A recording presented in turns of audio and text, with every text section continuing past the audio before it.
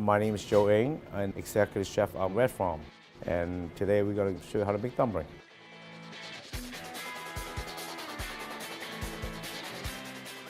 I like to mix it up with different kind of dumpling in the same basket or different flavor of a dumpling. So we have a dough with flour, water, salt.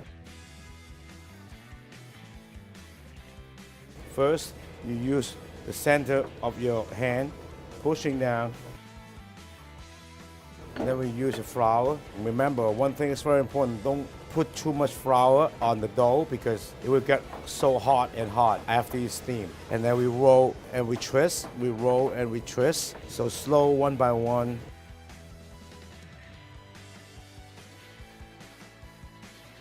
Any filling you could use for making this kind of dumpling. You could use vegetarian, you could use beef, chicken. We're gonna put filling on the center, as always. Any kind of dumpling, any kind. Do not put the filling, the area outside. They won't close. Use the two finger for the dumpling. See my thumb lever move.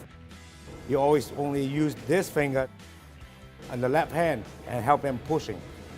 You just push and hold, push and hold.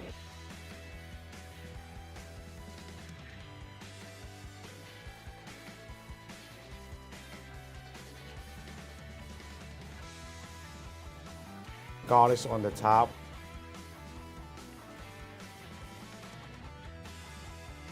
Just use finger, close this one, push, close, push. This one you just holding from beginning to the end. This for the little fish. That's very easy to make. Close this one and make like the little triangle here.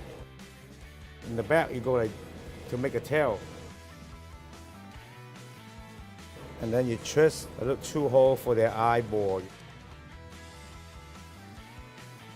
And then we use alamami, two little sesame. And then we're gonna go and steam it for 7 to 8 minutes in a professional steamer. At home, you can steam around 10 minutes.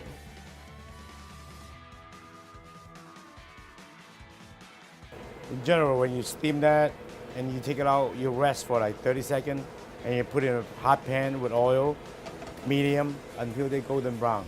You don't want both sides, otherwise you go deep fry.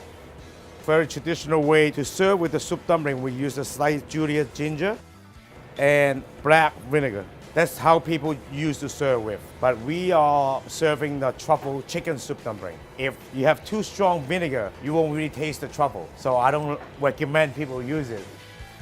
And we're done.